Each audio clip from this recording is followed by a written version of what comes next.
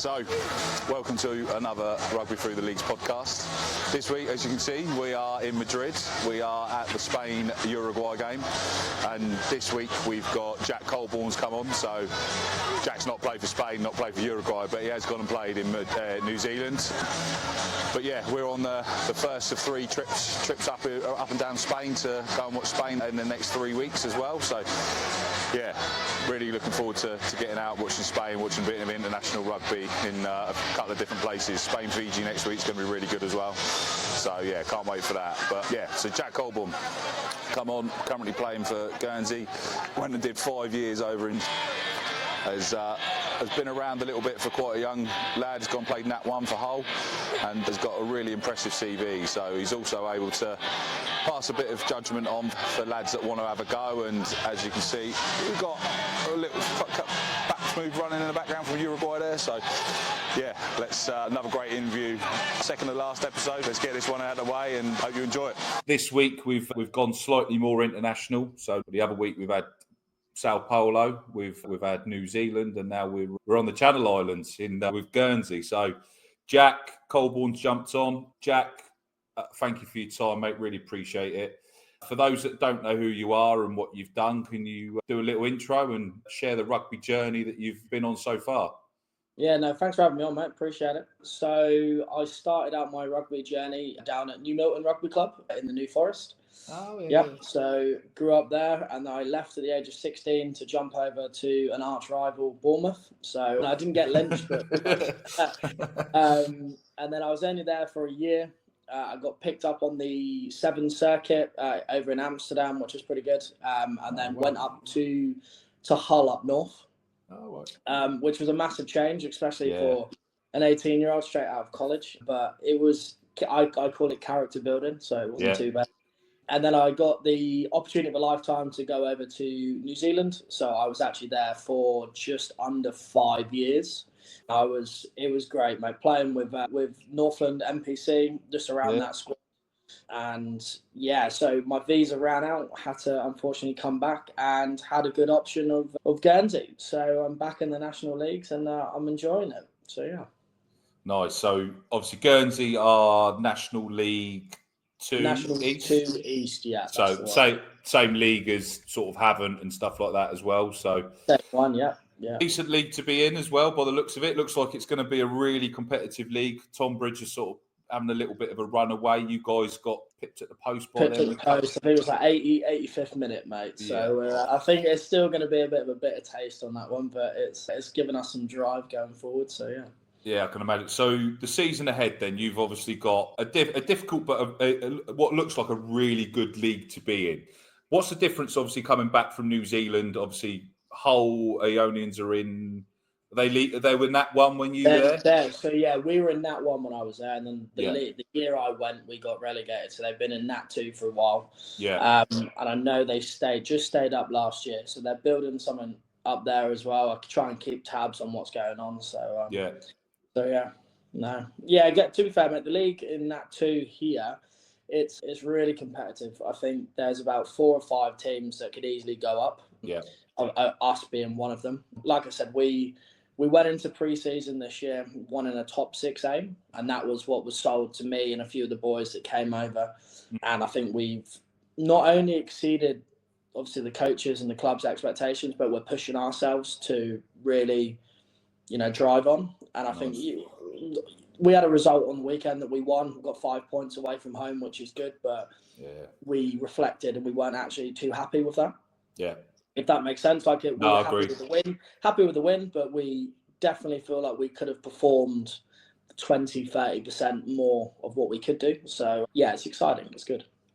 Yeah, because I used to play for Gosport back in the day, and they recently had your twos over, and I played against your twos in my last run out for Gosport, funnily enough. So I actually, season before I headed to Spain, I had a little run out, and they go, Guernsey are coming over. I was like, okay. So I thought I was going to get 5-minute run out, and that would be that, and that 5 minutes turned into 70 odd minutes, and you guys. Well, that's always the case, mate. It was always the way, and you guys have been running some cricket scores against other teams. I thought, right, this is going to be a proper shift. But no, we put up a good effort. I got a little pork pie as well for me final game of the Gosport top. So I know a few lads love the run ashore as well over Guernsey.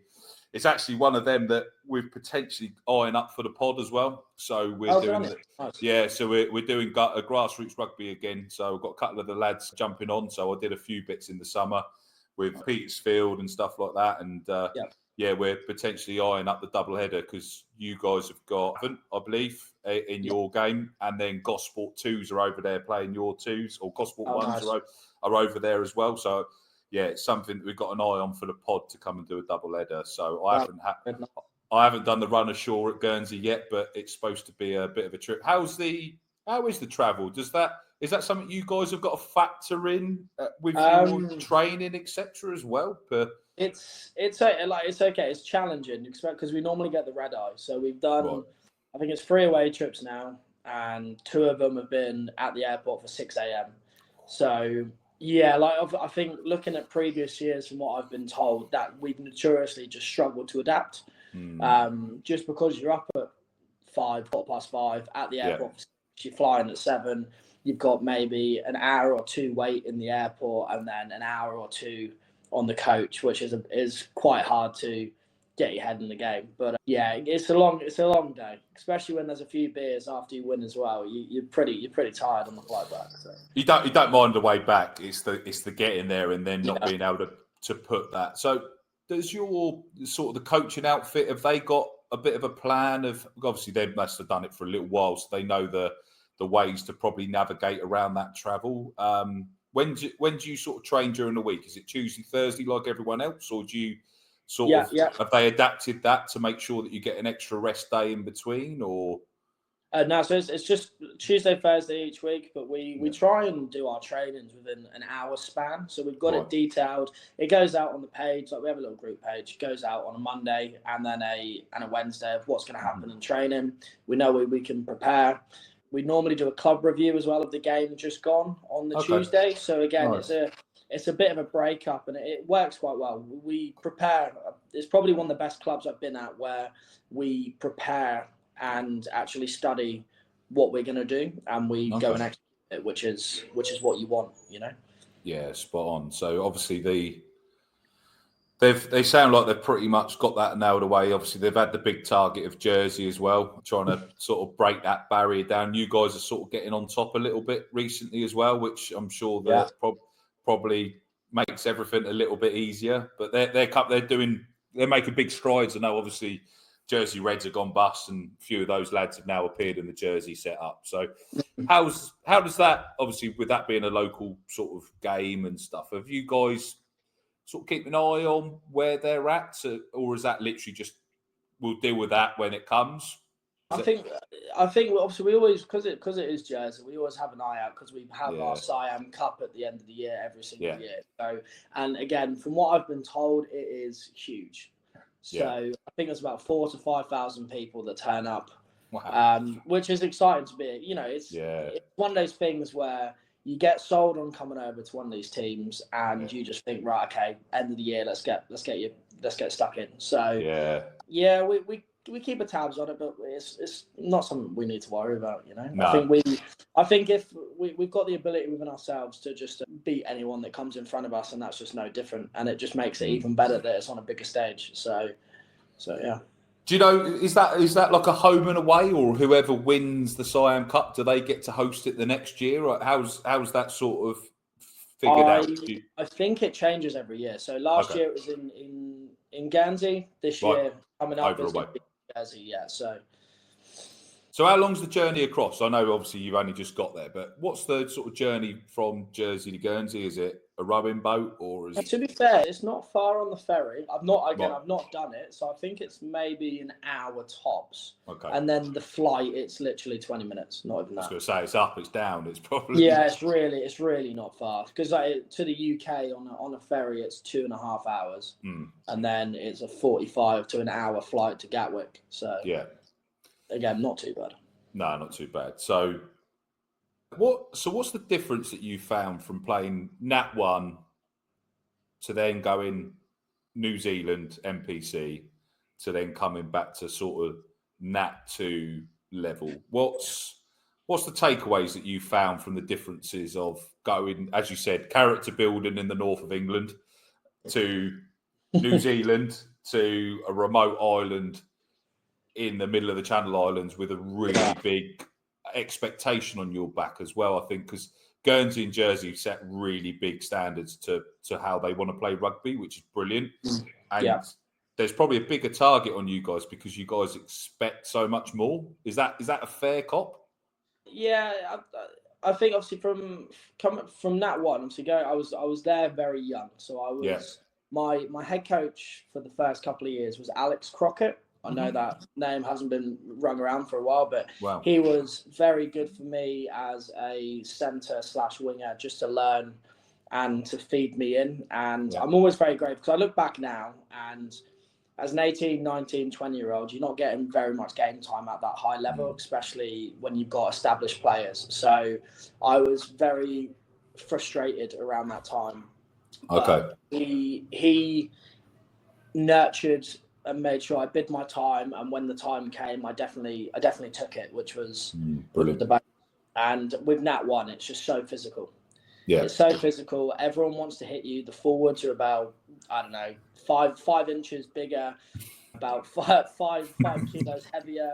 Same as the backs, but they've all got quality and they're quick. Yeah. You know, it's a bit of a jump. And then going over to New Zealand, it's not as tactical. So they want to play. They want to throw the ball around.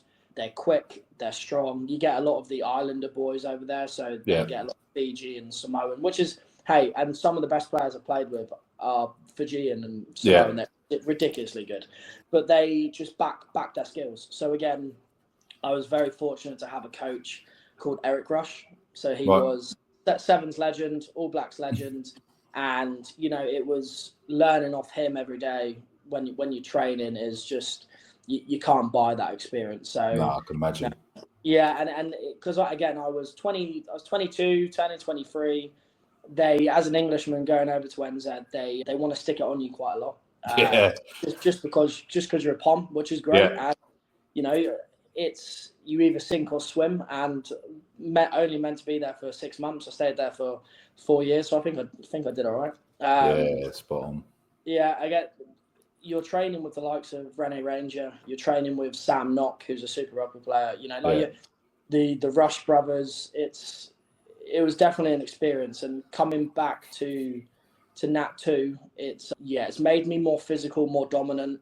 I've matured quite a lot. So just within myself and my rugby game. So I know my worth coming back in over here. So just use that to my advantage, and it's worked out quite well. So yeah, I can't complain.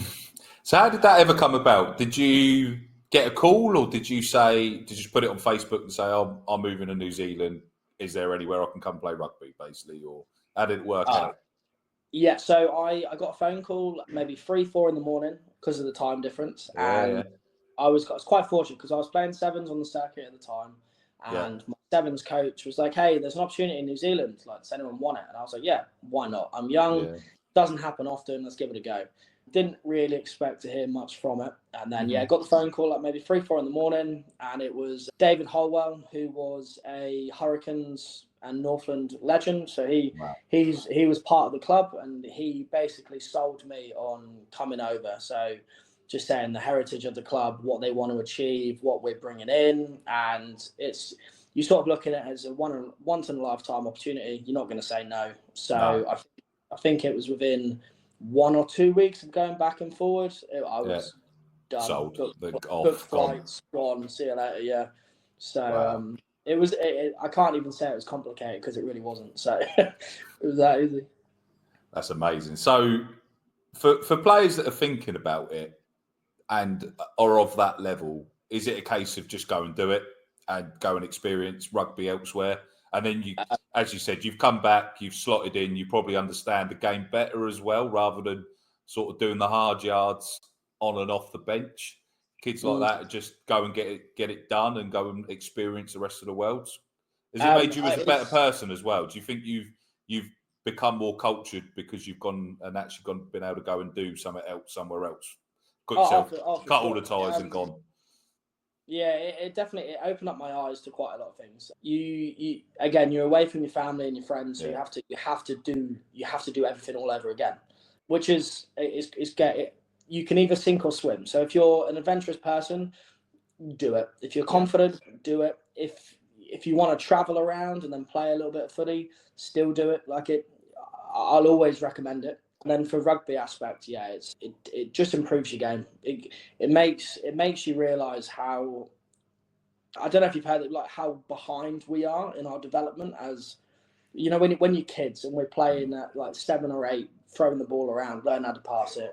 Over in NZ in Australia, they're learning how to do that at 4 or 5, and they're throwing like 20, 30 metre passes. So you're sort of looking at it going, you can see why they are like were two of the best teams in the world.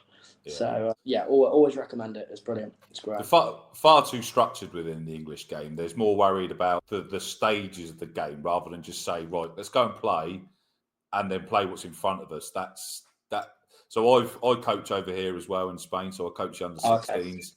Nice. And it's a case of lads, like a lot of your skill sets, and you're never going to get to that level. And if we keep doing structure, there's certain levels of interest that they lose.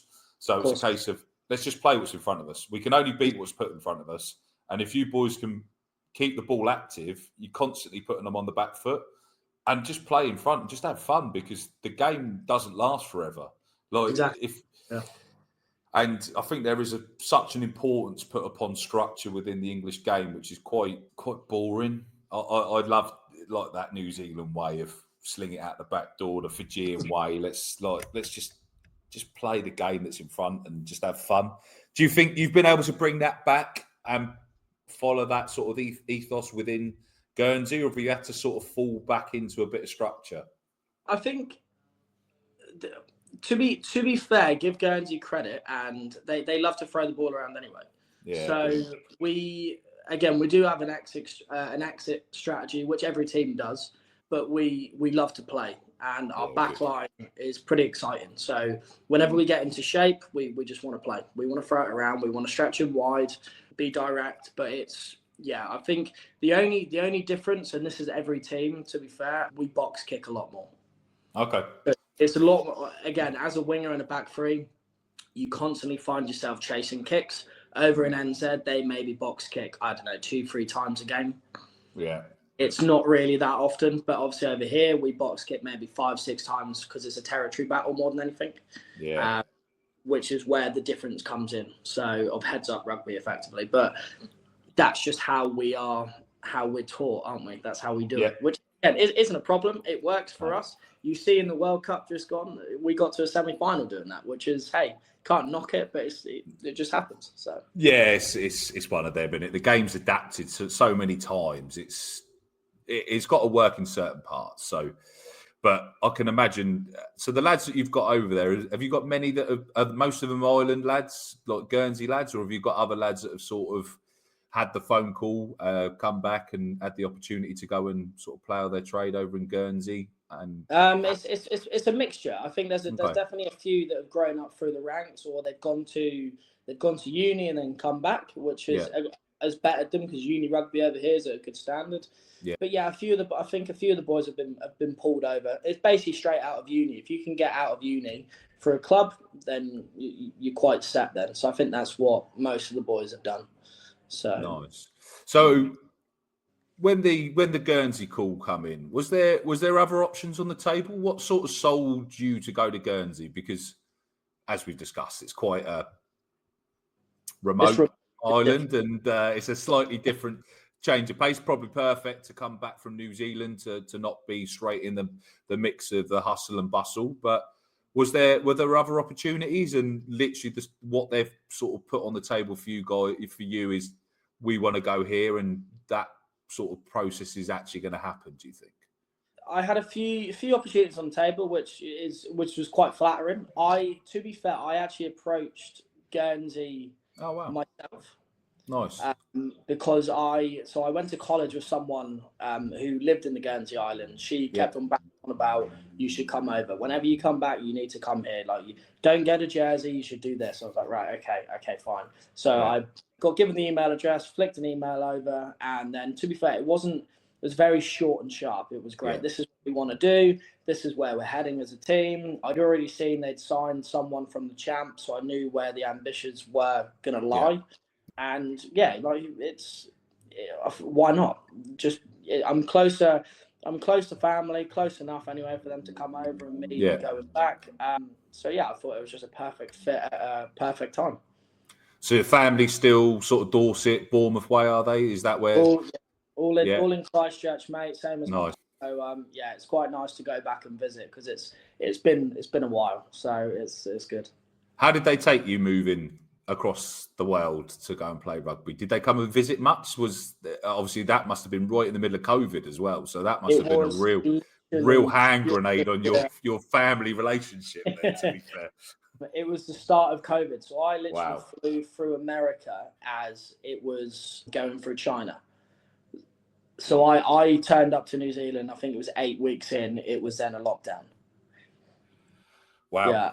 So I was quite lucky. And then no one came to visit. I think they tried a few times. COVID restrictions from the UK side, and then obviously cancellation with flights.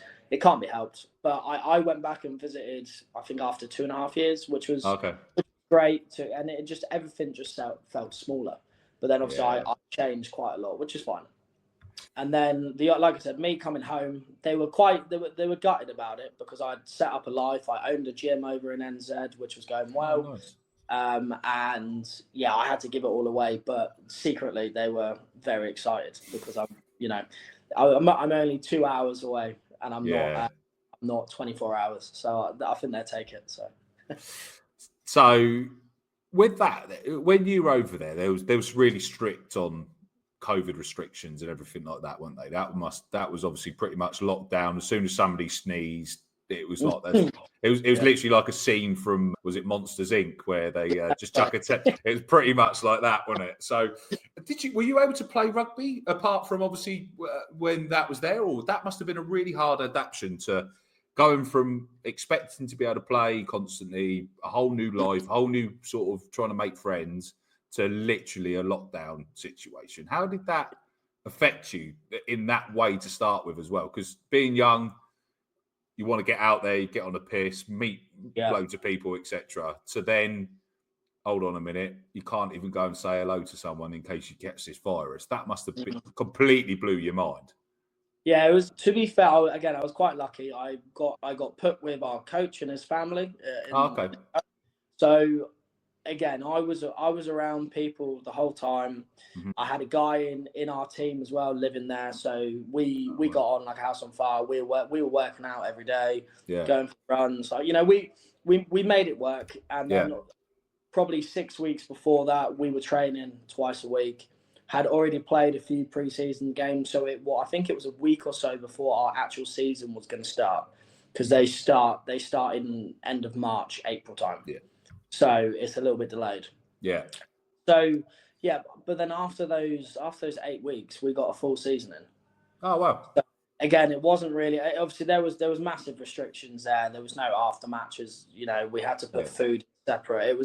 It was different, but again, I loved it. It was just an opportunity to play, and then we actually made the final that year. So we lost in the last minute of extra time. So that will always be a memory. That like a COVID season, but it was still a season. So I can't really complain too much. So maybe you're the jinx, Jack, because that happened the other week as well. Maybe you seem to be last minute situations, Jack. Wherever you're around, it looks like the coach is going to have to start subbing you before it gets to the end. You say that. You say that. I scored an 83-minute winner the other week as well. So happy days. I mean, I redeemed it. I've redeemed it. So Brilliant. So obviously that was the first sort of 2.5 years were really restricted. And then you said you're out there for 5, correct? Yeah. 4 or 5 years.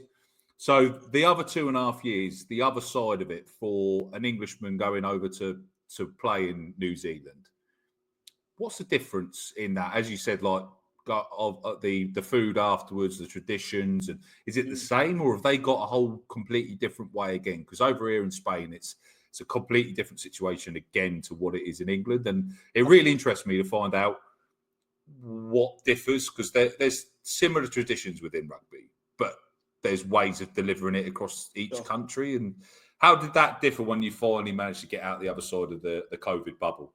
Yeah, so to be fair, it's not real. I don't think it's that different. They like to, so their Prem rugby over there, which is their top grade. The subs bench actually plays 2 games, so that's a little bit different. So if you have a reserve, so your B team play, so they play the same team that you're playing, just the reserves team, and then they'll play a half, so they get minutes in, and they'll come and up on the bench for us. That was a little bit of an eye opener, but it keeps people interested and keeps people moving, so that's good. After the game, you have your speeches, but they wait a little while, so they do a forward of the match, back of the match. You obviously you've got to neck your pint. You can't do a buffalo, which is standard. But the main difference is they pretty much bless their food every single time, so it's very spiritual over there. It's they're very, very respectful people, very respectful. Again, you've got to buy into that straight away. If you don't, then you've basically got a black mark on your head. And then the food over there is just, it's most of the time it's always fresh. So especially in the North Island, at the top of the North Island where I was, it's a lot of seafood. So if you don't like seafood, you're probably going to struggle. But it's just, they're just so friendly. Everyone's just really lovely. They just want to sit there, have a talk with you. They're very, very welcoming. All their families, they welcome you in. And even, I think the nicest thing about it, when you're moving over there, all the boys have got kids and they've got little families. They're your uncle to everyone. So it's Uncle Jack, Uncle Jack, and it's just, it makes you feel like it's a home away from home. So I'll always be grateful for that. So yeah, it's definitely great. Quality. So what's the sort of the next ambition then, Jack? Obviously, I know you're with Guernsey. Have you got sites that you want to go somewhere else around the world to play the game, or is this kind of where you're at, and you might end up finishing your career back at New Milton or something like that? Have you got one site on the next step, or is it a case of I want to go as far as I physically can with Guernsey, and this is where I am for a little while now? I think for now, Guernsey have we've got high aspirations, and that's what we want. I think if we need to break through that next mold, that next bubble, which the club has been struggling with since they've been in Nat 2. But I think this is probably the first time we've got a very, very strong enough squad to compete, which is exciting. Yeah. So if we can get promoted and we can push on from there, that's great. No, that's probably the goal right now. I do have one eye on coaching at some point. Oh wow! I would love to do some player coaching. So even if that is to go back to New Milton and actually play, because I never played a senior game. Oh really? So I played a senior game for the first team. So if I could ever go back and be a player coach at that level and put the input in and show the appreciation they showed me as a kid, I would. Yeah, I think I want to get to at least 30, 31 at the level, and then once the body starts to break down a little bit more, I'll jump back over. So we'll see. What is the target that Guernsey have set? I know that some don't like to say it out loud, but they've obviously got big aspirations. Jersey obviously made the sort of the championship level and stuff, and went pop. Obviously, as a club, they probably don't want to be in that sort of financial disarray, and they've got to manage it sensibly. What is the target? Is that the champ, or have they got bigger aspirations past? No, I think, like I said, for now, we sort of go off what we've been told this year. So top 6 was the aim. That's changed after the first 2 weeks. We want to go top 3, top 2. Nice. And we just want to compete. We want to be at a level where we compete week in, week out. And like I said, if that is promotion, then we'll take it and we'll go from there and we'll rebuild again, and then we'll see what we can do. But I think it's pretty hard to go past this year and what we're doing. So that's probably all I can say on that, actually. So no, that's fair enough. So obviously, a big aspiration for yourself is probably what sort of targeting that one again and having a proper punt at that, because you left it quite early on to go to New Zealand. Is Is that where you see yourself? Is that sort of your level and aspiration to get back towards? Yeah, you've hit the nail on the head. I did love that one. I absolutely loved it. I love the physical side of it. I'm 104.5 kilos as a winger, so it suits me quite well.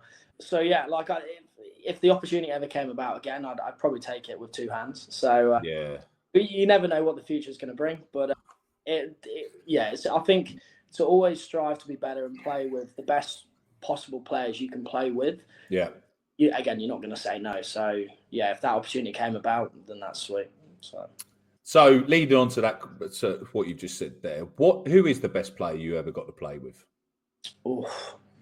Putting your flag on it now, mate. Here we go. Yeah. There's a few good mates in there as well, so I'll think about it.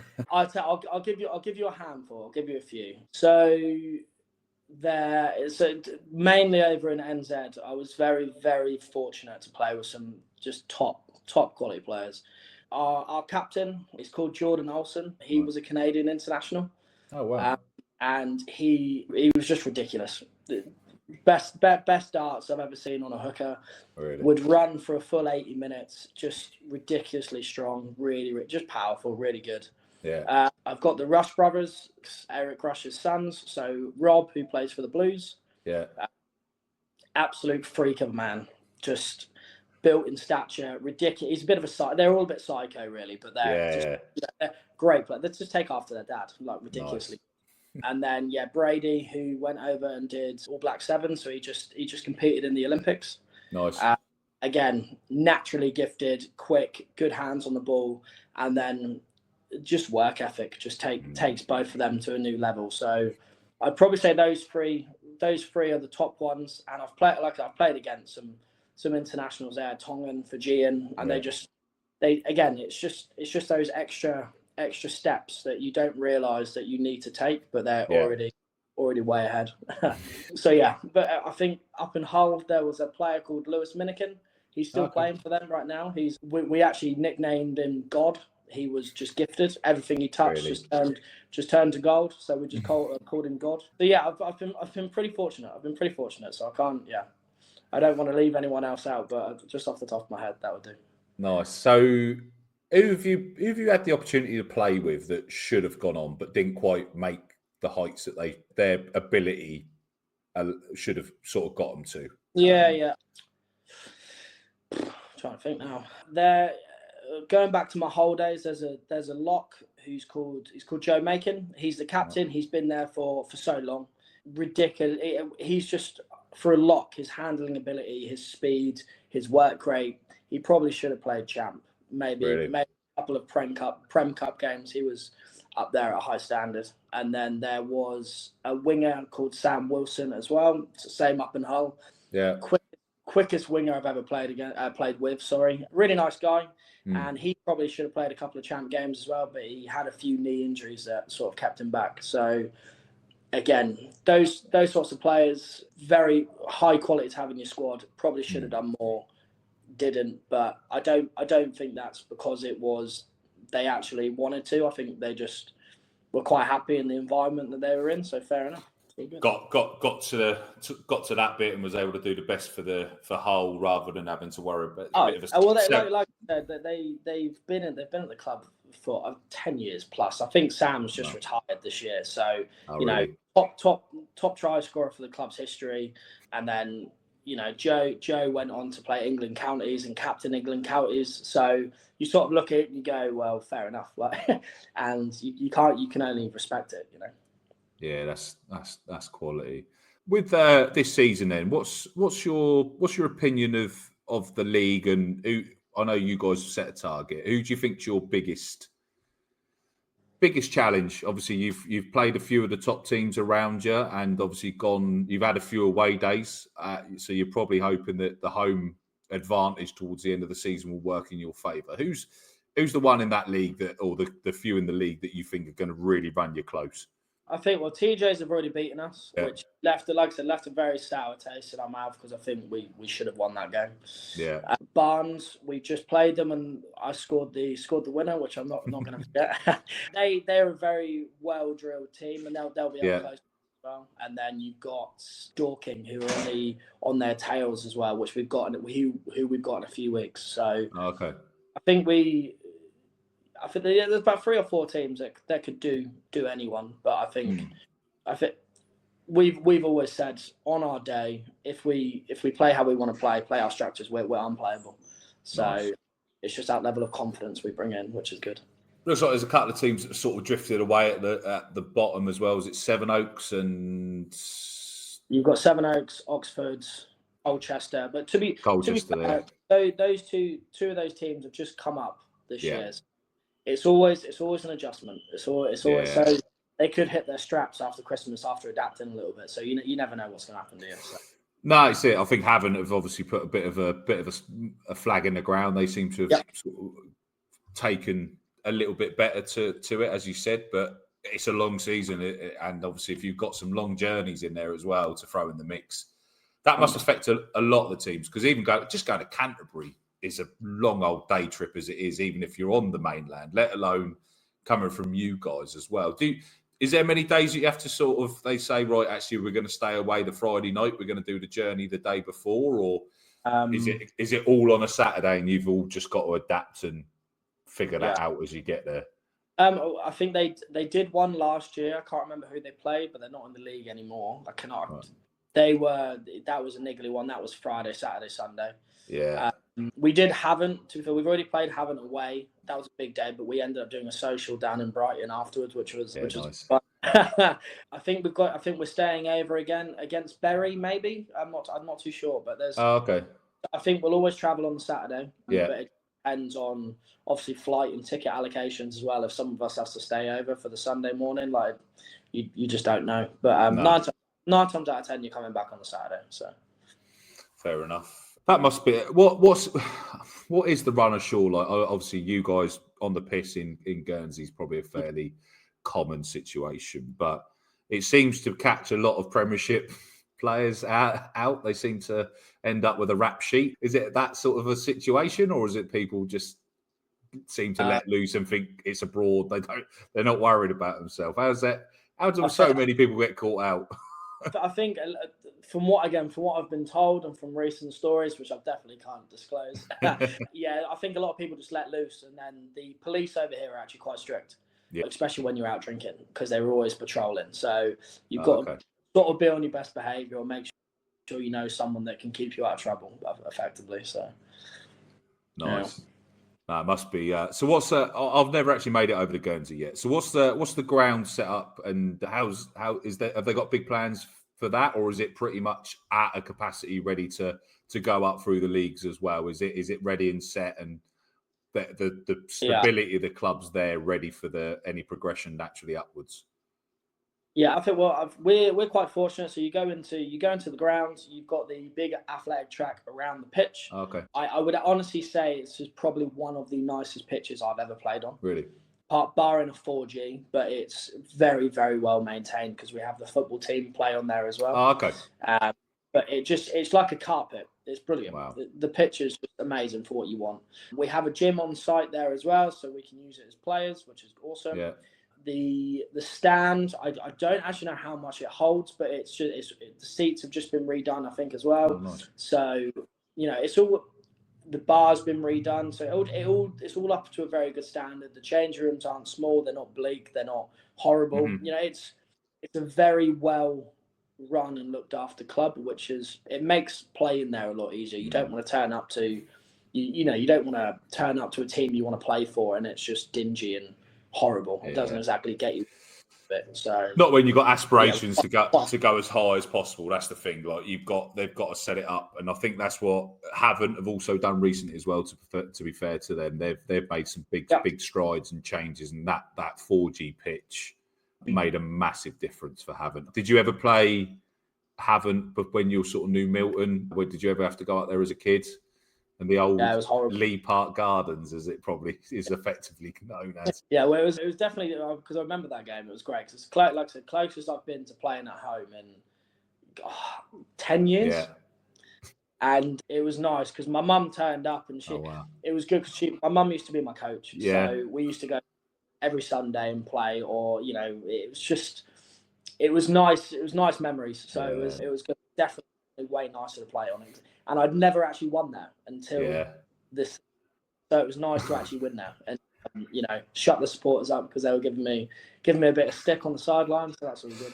Yeah, they're good. They're good for that, to be fair. But Jack, it's been an absolute pleasure to get you on. I know you've jumped on your lunch break, mate. I know what, mate, that's fine. It's been quality. Hopefully, I can actually get over. I'm trying to get the sign off from the missus, see if I can get away for a weekend and come and join you on Guernsey, mate, for the double header in January. So, for just one last thing from you, Jack, for anyone that's thinking about doing the same as what you've done, how did you go about it? Is it a case of just make as many contacts as possible, or just ask the question?